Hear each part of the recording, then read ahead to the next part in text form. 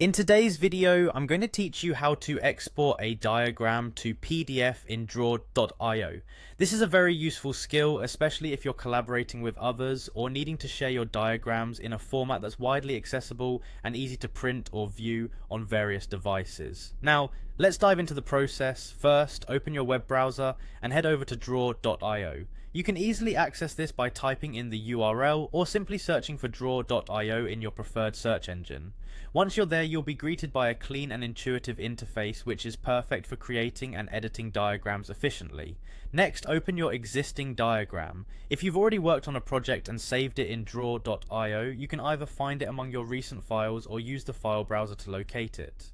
Opening your diagram is as simple as a few clicks. Just ensure your internet connection is stable for a smooth experience.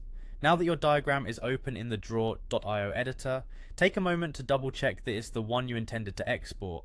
This might seem like a basic reminder, but confirming you have the correct diagram can save you from the hassle of exporting the wrong file, especially if you're handling multiple projects. When you're ready, locate the top menu bar where you'll see the File option.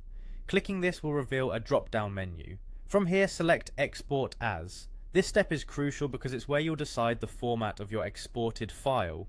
In the drop-down menu you'll find several format options, but today our focus is on exporting as a PDF. Select PDF from the list, which is a great choice for maintaining the visual integrity of your diagram while keeping it shareable and easy to view. After selecting PDF, move to the next step by clicking Export. At this point, draw.io will prepare your file, converting your diagram into a PDF document. It's a smooth and quick transition from diagram to PDF, and draw.io handles it with efficiency.